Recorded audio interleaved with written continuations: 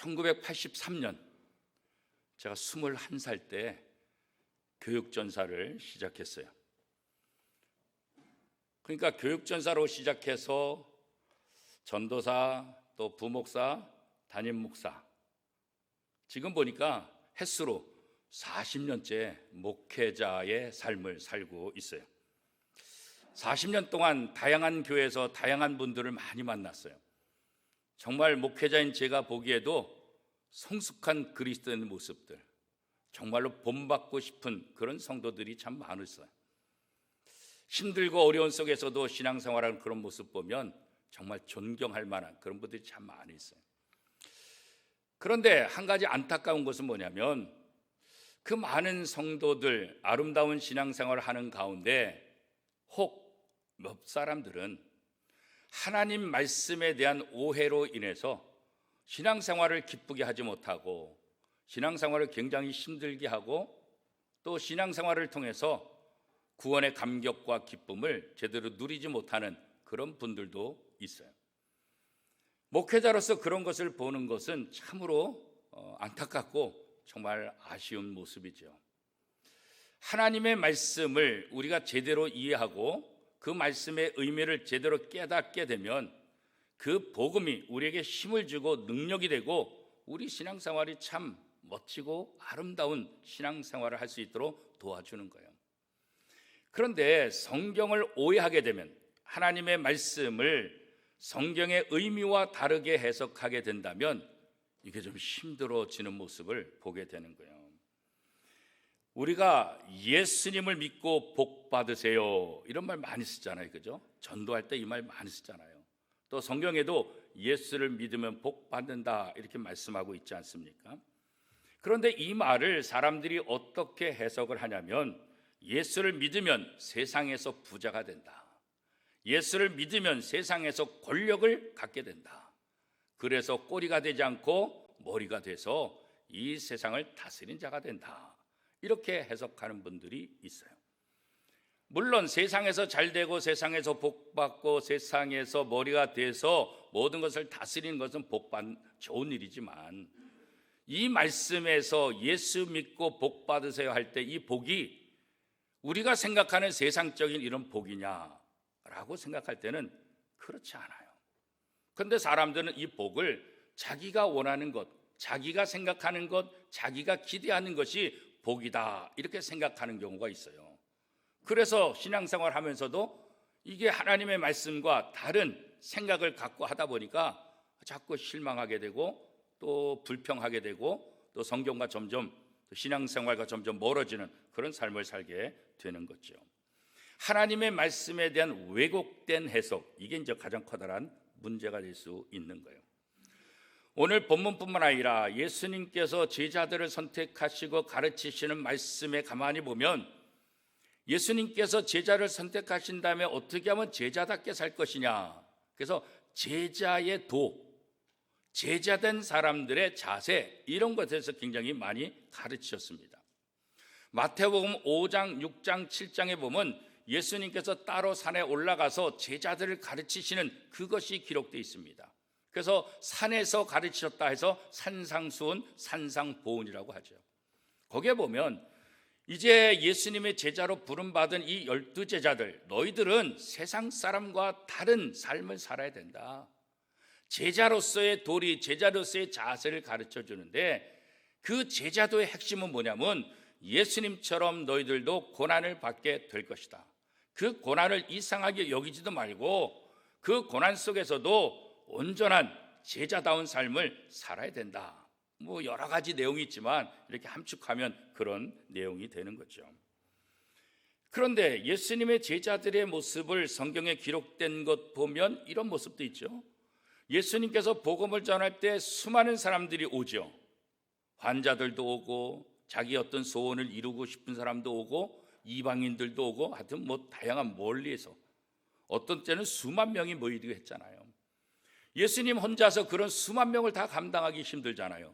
그러니까 때때로 제자들이 요즘 말로 하면 줄을 세우기도 하고 또 선택권을 주기도 하고 뭐 제자로서 좀 어깨에 힘도 주고 큰 소리도 치면서 그런 모습들이 종종 기록되어 있잖아요. 그러다 보니까 사람들이 제자도 예수님의 제자가 된다는 것은 권위와 특권을 가지고 어떤 목에 심주며 이런 삶을 사는 것이다, 이렇게 착각할 수도 있어요. 저도 오랫동안 교회에서 성경을 가르치고 또 제자 훈련이라는 프로그램을 가지고 오랫동안 가르쳤어요. 제자 훈련을 받는 것, 이게 굉장히 중요해요. 남들 안 하는 것 일주일에 2시간, 3시간씩 나와서 공부를 하고 그 숙제를 하기 위해서 일주일에 10몇 시간씩 공부하고 준비해서 제자 훈련을 받는다는 건 그건 정말 대단한 거죠. 그런데 과거에 어떤 분께서 제자 훈련을 잘 마치신 다음에 다른 교우들한테 이렇게 얘기하는 걸 봤어요. 아이고, 제자 훈련도 못 받은 사람들이 무슨 신앙생활을 한다 그래? 그러니까 제자 훈련 받은 사람이 제자 훈련 받지 못한 사람들을 좀 무시하고 또 난 제자 훈련 받은 사람이야 이렇게 해서 목에 힘주는 그런 분이 있었어요. 절대로 그런 거 아니잖아요, 그죠? 제자 훈련 받았으면 좀 더 겸손해지고 좀 더 낮은 자세로 다른 사람들을 섬기는 그런 모습이 돼야지, 나는 남들이 받지 않은 제자 훈련 마지막 단계까지 최고의 과정까지 배웠으니까 나는 괜찮아 이렇게 교만해지면 안 되잖아요. 예수님의 제자들도 사실 착각했던 거예요. 예수님께서 제자들을 부르시고 제자들을 가르쳤음에도 불구하고 제자들은 누가 더 크냐 이거 따지는 거예요. 예수님의 그 놀라운 기적들, 예수님께서 가는 곳곳마다 수많은 사람들이 몰려드니까 이 제자들도 오해한 거예요. 으쓱해가지고 누가 더 오른팔이냐 누가 왼팔이냐. 예수님의 제자들조차도 제자도의 개념을 잘 몰라서 그런 실수할 때도 참 많이 있어요. 때로는 교만하게, 때로는 우쭐거리며, 때로는 그런 모습들. 오늘 우리 모습도 그렇게 돼 있죠. 그런데 예수님은 이 땅에 오신 것 자체가 영광을 받기 위해서가 아니라 고난을 받기 위해서 오셨다라고 성경은 말하고 있잖아요. 전능하신 분, 창조주 하나님이 인간의 몸을 입고 이 땅에 오신 것, 이거 자체가 고난이라고. 예수님께서 공생을 시작하면서 회개하라 천국이 가까웠다라고 선포하실 때 유대교의 기득권들, 바리새인들, 서기관들, 제사장들, 그들로부터 엄청난 공격을 받았어요. 예수님의 말씀이 권세가 있어서 그동안 이 제사장과 종교 지도자들에게 배웠고 들었던 사람들이 예수님의 말씀을 듣고 나니까 이거 다른데? 그래서 예수님에게 몰려가기 시작하는 거예요. 그러니까 그 당시 종교 지도자들이 자신네들이 기득권을 갖고 있었는데 예수에게 그 기득권의 자리를 좀씩 빼앗기니까 화가 나는 거죠. 그래서 예수를 경계하고 나중에는 어떻게 해요? 예수를 죽이고자 하였더라, 그렇게 말씀하고 있잖아요, 그렇죠? 그러니까 예수님은 이 땅에 태어나실 때부터 고난당했다고. 헤롯이 예수를 죽이려고 얼마나 애를 썼어요. 예루살렘에 이 나라 왕이 태어났다, 이 소식 때문에 자라면서 들었고 공생에 마지막 십자가 사역 때까지 예수님의 삶은 계속해서 고난의 삶이다. 그래서 구약 성경 이사야에 보면 이사야 선지자가 예수님을 어떻게 표현하고 있습니까? 예수 그리스도, 이 땅에 오실 메시아는 고난의 종이다, 이렇게 말한다고. 메시아는 영광을 받기 위해서 이 땅에 오신 분이 아니라 고난을 받기 위해서 고난의 종의 모습으로 이 땅에 오셨다, 그렇게 말하죠. 이사야 53장 3절 말씀입니다. 그는 멸시를 받아 사람에게 버림받았으며 간고를 많이 겪었으며 질고를 아는 자라. 마치 사람들이 그에게서 얼굴을 가리는 것 같이 멸시를 당하였고 우리도 그를 귀히 여기지 아니하였도다. 예수님이 이 땅에 와서 얼마나 멸시와 천대를 받는지 이미 이사야 선지자는 예언했다고요. 그래서 고난의 종이다. 이사야 선지자는 예수 그리스도를 속건 제물이다, 제사를 드릴 때 바쳐지는 그 속건 제물로 예수 그리스도를 묘사하기도 했죠. 이사야 53장 10절 말씀입니다. 여호와께서 그에게 상함을 받게 하시기를 원하사 질고를 당하게 하셨은즉 그의 영혼을 속건 제물로 드리기에 이르면 그가 씨를 보게 되며 그의 날은 길 것이요 또 그의 손으로 여호와께서 기뻐하시는 뜻을 성취하리로다. 예수님이 속건 제물로, 제물은 동물들, 양들, 염소들, 소들, 이것이 제물이 되는 거지 어떻게 사람이 제물이 되겠어요? 그런데 예수님은 바로 그 속건 제물이 되기 위해서 이 땅에 오셨다라고 예언을 했던 거예요. 사실 예수님은 이 땅에 왕으로 오신 분 아니겠어요? 새로운 이스라엘, 지금까지 구약을 통해서 이스라엘을 하나님께서 만들어주시고 이스라엘을 세우시고 그 이스라엘을 통해서 하나님의 나라를 세우시기를 원하셨잖아요. 저 갈대아 우르에서 한 사람 아브람을 선택하고 그 아브람의 아들 이삭을 통해서 그 후손들을 통해서 이스라엘의 기초를, 그래서 야곱의 자손들 12명을 통해서 어떻게 또다시 이스라엘의 기초를 하나씩 다 세우잖아요. 마찬가지로 예수님이 이 땅에서 구약시대에 마치 모세처럼 아브람처럼 하나님의 선택을 받아서 이 땅에 오셔서 12제자를 선택하시고 그 12제자들이 이스라엘의 12지파 역할을 하고 그 12제자들이 새로운 이스라엘을 만드는 거예요. 그 새로운 이스라엘은 무엇입니까? 바로 교회죠. 모세를 통해서 아브라함을 통해서 하나님의 나라를 세우시기를 원하셨던 하나님은 죄악으로 변질되고 죄악으로 가득한 이 이스라엘 백성들을 다시 새롭게 하시기 위해서 새 이스라엘 왕으로 예수님을 보내신 거예요. 그리고 12제자를 선택하시고 그 12제자를 통해서 하나님의 나라를 세우는 거죠. 죄악으로 가득한 이 세상 속에서 구별된 하나님의 나라, 그게 바로 교회입니다. 그래서 예수님은 12제자를 선택할 때 밤이 새도록 기도하셨다, 그렇게 말씀하고 있어요. 예수님의 사역을 보면 하나님을 위한 사역을 시작하실 때마다 언제든지 가장 먼저 하신 일이 뭐예요? 기도하신 거죠. 기도했다는 건 뭐겠어요? 하나님의 뜻을 이루기를 원하는 거예요.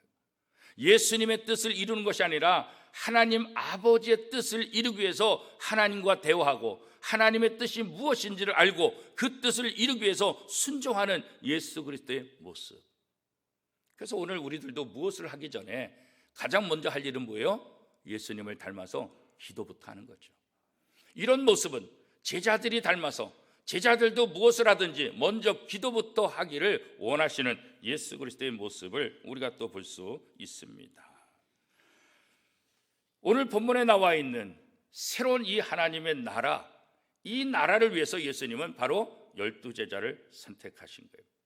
수많은 무리들, 수많은 백성들에게 하나님의 말씀을 가르치고 병을 고치고 더러운 귀신을 내쫓는 이런 일들을 통해서 이것이 바로 하나님의 나라이다, 하나님의 나라의 권세가 이런 것이다, 이렇게 말씀하셨죠. 자, 누가복음 6장 17절 18절 우리 한 목소리로 같이 한번 읽어보겠습니다. 예수께서 그들과 함께 내려오사 평지에 서시니 그 제자의 많은 무리와 예수의 말씀도 듣고 병 고침을 받으려고 유대 사방과 예루살렘과 두로와 시돈의 해안으로부터 온 많은 백성도 있더라. 더러운 귀신에게 고난받는 자들도 고침을 받은지라. 자, 이 모든 권세가 누구로부터 오는 거예요? 바로 예수 그리스도로부터 오고, 이 예수 그리스도로부터 오는 이 능력들은 어떤 특정한 한 사람을 구원하기 위함이 아니라 그 사람을 통해서 모든 사람들이 치유되고 회복되기를 원하신다. 누가복음 6장 19절 말씀 같이 읽겠습니다. 온 무리가 예수를 만지려고 힘쓰니 이는 능력이 예수께로부터 나와서 모든 사람을 낫게 함이로라. 자, 새로운 이스라엘, 12제자를 통해서 새로운 이스라엘을 꿈꾸고 그 다음에 교회를 통해서 새로운 하나님의 나라를 꿈꾸시는 그 진짜 목적이 뭘까? 그건 다른 거 아니에요.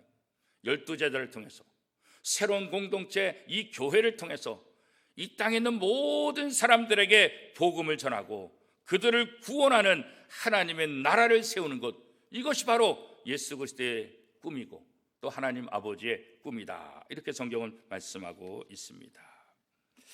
교회는 세상을 변화시켜 나가는 소수의 무리들. 예수님이 왜 12제자를 선택하셨을까? 이왕이면 1000명, 10,000명, 10만 명을 선택하면 훨씬 더 빠르잖아요. 그런데 예수님은 12제자를 선택하신 거예요. 구약에도 보면 하나님께서 아브라함을 선택하시고 모세를 선택하시고 여호와를 선택하시고 수많은 사람, 똑똑한 사람을 많이 선택하면 더 좋을 것 같은데, 그런데 하나님의 방법은 특정한 소수를 선택해서 그 소수를 통해서 하나님의 뜻, 하나님의 나라를 이루어 가시기를 원한다는 거죠. 오늘 이 땅에 예수 믿는 사람들도 많지는 않아요. 이 땅에 세워진 교회들과 성도들을 통해서 하나님은 하나님의 나라가 이 땅에 이루어지기를 원하는 거예요. 그러기 위해서 12제자들은 세상 사람과 다른 삶을 살아야 되는 거예요. 그래서 이 제자들을 산에 데리고 올라가서 가르치시는 거예요. 제자답게 사는 것이 무엇인지 가르치는 거예요. 오늘 교회도 우리가 세상을 구원하기 위해서는 우리가 세상과 달라야 돼요. 세상과 똑같으면 우리가 어떻게 세상을 구원할 수 있겠어요?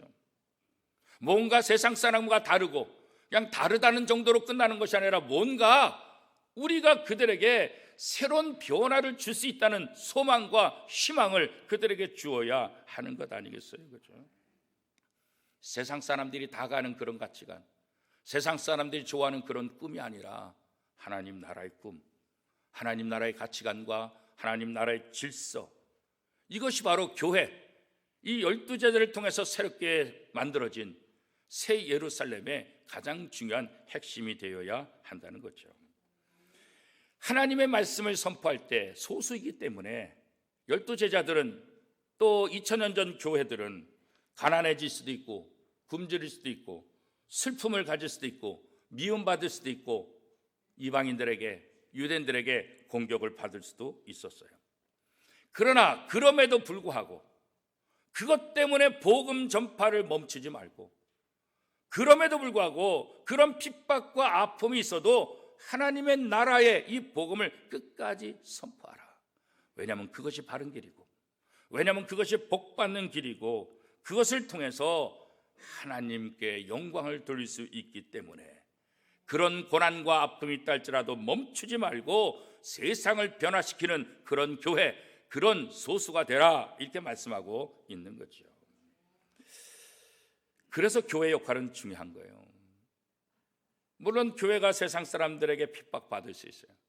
코로나19 속에서도 여러 가지 또 손가락질을 받을 수도 있어요. 물론 우리가 잘못해서 받는 손가락질은 그건 뭐 당연한 거예요. 우리가 잘못 회개해야 돼요. 그러나 복음을 전하다가 하나님의 말씀대로 교회를 운영하다가 세상 사람들에게 핍박을 받는다고 한다면 그것은 얼마든지 우리가 감수해야 된다는 거예요. 선지자들이 다 그런 삶을 살았다. 성경은 그렇게 이야기하고 있지 않았습니까? 교회는 세상과 구별되어서 이 교회를 통해서 하나님의 나라를 보여주고 하나님의 나라가 있다는 것을 알려줘야 될 책임이 있는 거예요. 그래서 세상 사람들과 다른 가치관, 세상 사람과 다른 그런 소망을 가지고 세상의 소금이 되고 세상의 빛이 되어야 된다, 이렇게 말씀하고 있지 않습니까? 세상에서는 부유한 자, 배부른 자, 웃는 사람, 이런 사람이 행복한 사람이다, 이렇게 말하잖아요. 그렇지요. 부유한 사람이 행복하지요. 배부른 사람이 행복하지요. 웃는 사람이 행복하지요. 뭐 당연하죠. 그런데 예수님은 오늘 말씀에서 부유한 자, 배부른 자, 웃는 자가 행복한 사람이 아니라 가난한 자, 줄인 자, 우는 자가 진짜 복 있는 사람이다, 이렇게 말씀하고 있는 거예요. 왜 이런 말씀을 하셨을까요? 세상에서 하나님의 말씀을 버리고 세상의 욕심대로, 세상의 방법대로 살면서 부유해지고 배부르고 웃을 수 있다는 것은 행복한 일인 것 같지만 하나님의 말씀과 동떨어진 배부름, 하나님의 말씀과 동떨어진 부유함, 하나님의 말씀과 동떨어진 웃음은 그것은 행복이 아니라 오히려 너희에게 저주가 될 것이다, 그렇게 말씀하고 있어요. 누가복음 6장 20절 21절 말씀, 우리 한 목소리로 같이 한번 읽겠습니다. 예수께서 눈을 들어 제자들을 보시고 이르시되 너희 가난한 자는 복이 있나니 하나님의 나라가 너희 것이며, 지금 줄인 자는 복이 있나니 너희가 배부름을 얻을 것이며, 지금 우는 자는 복이 있나니 너희가 웃을 것이미로다. 지금 부유하지 못하고, 지금 배부르지 못하고, 지금 웃지 못하는 그런 삶을 산다 할지라도 그것 때문에 너의 인생이 불행한 인생이냐? 그렇지 않다는 거예요. 우리가 그런 말을 하잖아요. 마지막에 웃는 자가 이기는 자다, 그렇잖아요. 요즘 베이징 올림픽, 동계올림픽 보잖아요. 마지막에 1등으로 도는 사람이 1등이지 중간까지 1등 한다고 1등이 아니잖아요. 그죠? 우리가 이 땅의 삶을 살면서 고난을 당하고 아픔을 당한다 할지 모르지만 장차 마지막 날에 누가 진짜 행복한 사람이냐? 하나님의 나라를 위해서 울 수 있는 사람, 하나님의 나라를 위해서 가난해질 수 있는 사람, 하나님의 나라를 위해서 줄일 수 있는 사람, 하나님의 나라를 위해서 자신을 희생하는 그 사람이 장차 하나님 나라에서 가장 커다란 상급을 받게 될 것이다. 그런 거죠. 그래서 예수님께서 제자들에게 뭐라 그랬어요? 마태복음 16장 24절 말씀입니다. 예수께서 제자들에게 이르시되 누구든지 나를 따라오려거든 자기를 부인하고 자기 십자가를 지고 나를 따를 것이니라. 뭐라 그랬어요? 너 자신을 포기하고 희생과 헌신, 그 십자가를 지고 나를 따라와라. 이렇게 말씀하고 있는 것 아니겠어요? 실제적으로 예수님의 제자들은 예수님께서 십자가에 못 박히고 부활 승천하신 이후에 이 제자들, 주님이 걸어가신 그 길을 따라가다가 12명의 제자 중에서 10명이 다 순교당하잖아요. 한 사람 가룟 유다는 배신하고, 한 사람 사도 요한은 거의 100세에 가까울 정도로 장수하는 삶을 살았지만 나머지 10명은 다 순교당했다고요. 세상 사람들의 시각으로 보면 이 예수 그리스도의 제자들은 정말 불쌍한 사람이죠. 실패한 사람이에요. 아니, 비참한 인생을 산 사람이라고 얘기할 수밖에 없죠. 왜? 자기 인생을 다 살지 못하고 중간에 젊은 나이에 비참하게 다 죽었기 때문에 누가 그를 행복하고 누가 그를 복 있다 이렇게 얘기할 수 있겠어요. 그렇죠? 그런데 성경은 하나님의 나라를 위해서 자신을 희생하고 포기한 이 사람들, 자기의 행복을 포기한 사람, 자기의 기쁨을 포기한 이 사람들, 그러면서 예수 그리스도의 길을 걸어간 이 제자들이야말로 주님이 부활하시고 승천해서 하나님의 영광의 자리에 앉은 것처럼 이 제자들도 주님과 함께 영광의 자리에 앉을 자다, 이렇게 선포하고 있다는 거예요. 그래서 예수님은 의를 위해 핍박받는 사람이 복 있는 사람이다, 천국이 그들의 것이다, 이렇게 말씀하고 있죠. 누가복음 6장 23절 말씀, 우리 한 목소리로 같이 한번 읽어보겠습니다. 그날에 기뻐하고 뛰놀라 하늘에서 너희 상이 큼이라. 그들의 조상들이 선지자들에게 이와 같이 하였느니라. 그렇기 때문에 내가 사는 동안 이 땅에서 잠깐의 행복, 이 세상에서 잠깐의 그 기쁨을 누리기 위해서 앞으로 받을 그 영광의 영원한 상급, 그것을 포기하지 말아라. 지금 베이징 올림픽에서 열심히 뛰는 선수들, 그 올림픽에 나가서 뛰기 위해서 얼마나 많은 고생을 해요. 얼마나 많은 혹독한 훈련을 해요. 그 혹독한 훈련을 다 이겨내는 것은 뭐 때문에 그래요? 네, 저 베이징 올림픽에 가서 메달을 따겠다, 그 소망 때문에 그 모든 혹독한 훈련을 다 견디는 거 아니겠어요? 그래서 메달을 땄을 때 그 기쁨이 있는 거 아니겠어요? 그 나가서 올림픽에서 메달을 딸 생각을 안 하고 지금 혹독한 것 때문에 아이 나 더 이상 못하겠어, 포기하면 어떻게 해요? 베이징 올림픽에 나가지도 못할 것이고 메달도 따지 못하는 거죠. 오늘 우리도 마찬가지예요. 이 땅에서 고난과 이 땅에서 잠시 슬픔과 아픔 때문에 저 마지막 날 하나님 나라에서 받을 영광의 면류관, 그 상급을 바라보지 못하고 지금 포기하면 가장 어리석은 자가 될 수밖에 없다는 거죠. 성도들은 그래서 이 땅에서 그리스도를 위해서 고난당하는 것, 오히려 그것을 기쁘게 여기라, 그렇게 말씀하고 있지 않습니까? 내가 지금 고난과 힘듦과 아픔의 상황이 있다 하면 우리가 어떻게 되겠어요? 앞으로 받을 그 영광, 그것을 다시 한번 생각하라는 거죠. 로마서 8장 18절 말씀입니다. 생각하건대 현재의 고난은 장차 우리에게 나타날 영광과 비교할 수 없도다. 물론 우리가 지금 받는 고난 너무나 힘들고 어려워요. 그렇지만 장차 받을 그 영광에 비교하면 이거는 아무것도 아니라는 거예요. 예수님께서도 제자들에게 하나님의 나라를 위해서 이 땅에서 자기의 것을 포기한 사람들에게 반드시 풍성한 열매로 보상해 주겠다 이렇게 약속하셨잖아요. 마태복음 19장 29절 말씀입니다. 또 내 이름을 위하여 집이나 형제나 자매나 부모나 자식이나 전토를 벌인 자마다 여러 배를 받고 또 영생을 상속하리라. 하나님의 약속의 말씀이에요. 그렇기 때문에 우리는 이 땅에서 예수 믿다가 여러 가지 고난과 아픔을 당한다 할지라도 이 말씀대로 순종하며 살 때 더 큰 영광의 상급이 우리에게 있다는 것을 알기 때문에 이 땅에서도 하나님의 말씀에 순종하며 그 모든 과정을 이겨나갈 수 있게 된다는 거죠. 예수님의 12제자는 바로 이스라엘의 12지파를 상징하는 것이고, 예수님께서 12제자를 통해서 새로운 이스라엘을 선포하시는 것은 하나님께서 아브라함과 모세를 통해서 이스라엘을 새롭게 건설하고자 하는 그 모습과 비슷한 맥락에서 우리는 이해할 수 있는 거예요. 예수님의 제자들로 세워지는 이 새 이스라엘, 영적 이스라엘, 참된 이스라엘, 완성된 이 이스라엘, 이 이스라엘은 오늘 하나님께서 우리에게 연결을 시켜 주고 계시는 거예요. 하나님께서 예수 그리스도를 통해서 세우고자 하는 이 완벽한 이스라엘. 그래서 예수님께서 12제자를 선택하셨는데 이 12제자의 면면을 가만히 살펴보면 다 문제가 또 많은 사람들이, 그죠? 하나님의 나라를 위해서 새로운 세상을 꿈꾸며 새로운 하나님의 나라를 만들기 위해서 세운 이 12명의 제자들 속에도 누가 있어요? 가룟 유다가 여전히 있어요. 예수님을 배신하고 은 30에 팔았던 이 가룟 유다. 베드로는 또 어땠어요?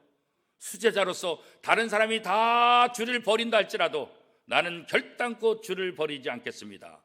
그렇게 큰 소리 쳤던 이 베드로, 예수님이 로마 군병에게 붙잡혀 가서 채찍 맞을 때, 고난당할 때, 신문당할 때 어땠어요? 예수님을 모른다고 부인하고 저주하고 도망갔던 이 베드로의 모습. 오늘 교회 안에도 예수 그리스도를 구주로 고백해서 구원받은 사람의 모임인 이 교회 안에도 다양한 사람들이 있어요. 예수님께서는 이 세상에 알곡과 쭉정이가 있다 그렇게 말하고 있잖아요. 이 알곡과 가라지. 그래서 이 알곡을 보호하기 위해서 가라지를 다 뽑을까요? 그때 예수님께서 뭐라 그랬어요? 그만두어라. 가라지를 뽑다가 알곡이 다칠까? 그냥 내버려 두면 마지막 날에 알곡과 쭉정이 가라지로 구분하게 될 것이다. 그런 거죠. 예수님의 제자들 가운데도 성향이 다른 사람들이 참 많이 있어요. 다양한 사람들. 교회 안에 알곡을 괴롭히고 알곡을 힘들게 하는 가라지가 있다는 것, 이거 우리가 인정해야 돼요. 근데 누가 가라지인지 잘 모르잖아요. 이 가라지를 뽑는다고 하다가 오히려 교회가 더 망가지게 되고 교회가 더 분열되는 아픔을 겪을 수 있잖아요. 이 교회 안에 가라지가 있는 것 우리가 막을 수 없어요.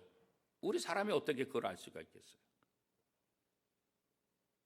그럼에도 불구하고 우리는 이 교회의 순수성, 이것을 지키기 위해서 부단히 노력을 해야 되는 거죠.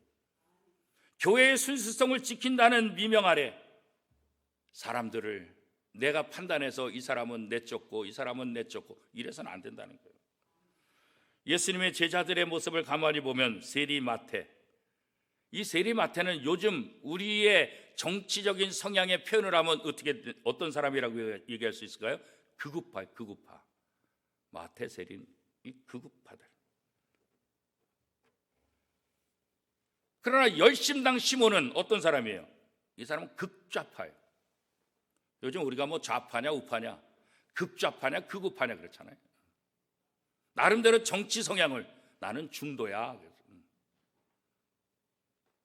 지난번에 어떤 인터뷰 할 때 목사님은 어떤 성향이세요? 그래서 나는 좌파도 아니고 우파도 아니고, 나는 이 당도 아니고 저 당도 아니고, 나는 예배당이에요. 그랬더니 막 웃더라고요. 교회가 어떤 정치 성향을 띌 수는 없어요. 정치 성향을 띠는 순간 교회는 교회의 모습을 잃어버릴 수밖에 없어요. 교회의 특징은 정치적인 색채를 나타내는 것이 아니라 교회 특징은 뭐에 있는 거예요?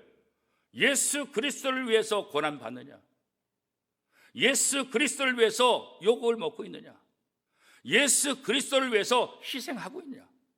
이게 참된 교회의 색채지, 정치 색채가 교회에서 나타나면 안 되는 거예요. 예수님은 그렇기 때문에 참된 교회는 누구냐? 가난한 자, 굶주린 자, 우는 자. 예수님을 위해서 이런 고통 속에서 하나님의 나라를 이루어가는 사람, 이 사람들의 모임이 참된 이스라엘, 참된 교회다, 그렇게 말씀하고 있어요. 누가복음 6장 21절 22절 말씀입니다. 우리 한 목소리로 함께 읽겠습니다. 지금 줄인 자는 복이 있나니 너희가 배부름을 얻을 것이요, 지금 우는 자는 복이 있나니 너희가 웃을 것이며, 인자로 말미암아 사람들이 너희를 미워하며 멀리하고 욕하고 너희 이름을 악하다 하여 버릴 때에는 너희에게 복이 있도다. 참된 교회를 방해하는 자는 예수님의 표현에 의하면 부유한 자, 배부른 자, 웃는 자. 그런데 하나님의 나라를 위해서 하나님의 말씀, 이것을 왜곡하는 이런 사람들에게 하나님의 심판이 있을 것이다 말씀하죠. 누가복음 6장 24절에서 25절까지 말씀 같이 한번 읽겠습니다. 그러나 화 있을진저 너희 부요한 자여, 너희는 너희 위로를 이미 받았도다. 화 있을진저 너희 지금 배부른 자여, 너희는 줄이리로다. 화 있을진저 너희 지금 웃는 자여, 너희가 애통하며 울리로다. 지금 부유하고 지금 배부르고 지금 웃는 것, 이게 중요한 것이 아니라는 거예요. 주님의 말씀에 순종하느냐, 이게 더 중요한 거예요. 지금 배고프고 지금 줄이고 지금 눈물을 흘린다 할지라도 주님의 말씀에 순종하며 가는 길이라고 한다면 이것이 진짜 복이다, 그렇게 말씀하는 거예요. 거짓 선지자들의 특징은 뭘까? 거짓 선지자들은 박해를 받지 않아요. 세상과 동화됐기 때문에 박해를 받지 않아요. 이런 거짓 지도자들, 그들에게 속지 말라. 이 거짓 지도자들은 심판을 받게 될 것이다. 누가복음 6장 26절 말씀입니다. 모든 사람이 너희를 칭찬하면 화가 있도다. 그들의 조상들이 거짓 선지자들에게 이와 같이 하였느니라. 우리가 세상 사람들에게 칭찬받는 것 좋지만 하나님의 말씀대로 살지 않아서 동화되어서 칭찬받는다고 한다면 그것은 화가 있을 것이다, 그렇게 말하고. 어떤 분들이 종종 그래요. 목사님, 나는 예수 믿고 구원받은 건 좋은데 더 헌신하지는 않겠어요. 헌신하면 교회 빠지게 되면 다른 것을 못하게 되잖아요. 나는 예수 그리스도의 제자로 살기보다는 그냥 평범하게 주일 예배 드리면서 그런 삶을 살겠어요, 이렇게 얘기하는 분들이 있어요. 이 말을 쉽게 표현하면 뭐냐? 나는 하나님의 은혜, 하나님의 복을 받고 싶지만 헌신하긴 싫어요. 고난받는 거 싫어요. 그런데 이게 위험한 거예요. 공짜로 누리고 공짜로 받고 좋은 것만 선택하는 것이 좋은 것 같지만 이게 위험한 거예요. 예수님께서 군중들에게 나타날 때 수많은 사람들에게 필요한 문제들을 해결하고 죄 문제 또 치료 다 해주시고, 어떤 병자든지. 그래서 주님을 따라갔던 수많은 제자들, 수많은 무리들. 그런데 예수님께서 십자가에 못 박힐 때 뭐라 그랬어요? 예수를 십자가에 못 박아라, 못 박아라, 못 박아라. 늘 주님의 은혜를 받으며 주님의 도움을 받았던 그들, 그러나 정작 말씀에 순종하지 않고 말씀에 헌신하지 않은 사람들은 언제든지 자기에게 덕이 되지 않는다고 한다면 돌아서서 예수님을 십자가에 못 박아라, 못 박아라 할 수 있는 인물이라는 거예요. 그런 면에서 예수를 위해서 핍박을 받는 자가 복이 있다고 얘기하는 거예요. 예수님이 십자가의 고난을 당하신 이유는 죄인을 구원하시려는 그 하나님의 뜻에 순종하기 위해서 십자가에 못 박힌 거잖아요. 그래서 주님도 제자들을 선택하고 그 제자들에게 자기 십자가를 지고 나를 좇으라 이렇게 말씀하는 거 아니겠어요? 제자도는, 제자의 길은 고난의 길을 걸어간다는 거예요.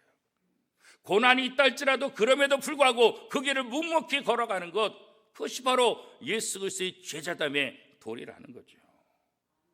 오늘 우리가 이 땅에서 신앙생활을 하면서 고난을 회피하고 핍박을 회피하고 좋은 것만 선택한다고 한다면 우리의 신앙은 제대로 자랄 수가 없을 거예요. 주님을 위해서 시간도 물질도 헌신하고 내놓을 수 있는 그런 자세가 오늘 우리에게 필요한 거예요. 예수님의 제자로서 사는 것은 이 땅에서 고난받을 수 있지만 그럼에도 불구하고 영원한 하나님 나라 상급이 있다는 것을 알고 묵묵히 고난 속에서도 하나님의 말씀대로 살아가는 것, 그 길을 선택하는 것, 그것이 바로 지혜로운 선택이라는 거예요. 사랑하는 원미동교 성도 여러분, 저와 여러분은 예수 그리스도를 구주로 고백함으로 하나님의 자녀가 되었어요. 예수님이 선택하신 12제자처럼 예수의 제자로서 이 땅에 살 수 있는 은혜를 우리가 받은 거예요. 하나님의 사람들은 세상 사람들과 다른 가치관과 다른 질서와 다른 생각을 가지고 이 땅에서 하나님의 나라를 세우며 하나님의 나라를 기뻐하고 하나님의 나라를 즐거워하는 삶을 사는 거예요. 그래서 예수님은 이런 사람들의 길이 좁은 길, 좁은 문이다 그렇게 말씀하고 있는 것 아니겠어요? 예수 그리스도의 제자로 부름받은 성도 여러분, 세상에서 유혹과 핍박을 이겨내고 그리스도와 함께 어떤 상황 속에서도 진리의 길, 주님이 걸어가신 그 길을 걸어감으로 하나님의 영광에 참여하는 복된 성도들이 다 될 수 있기를 축복합니다.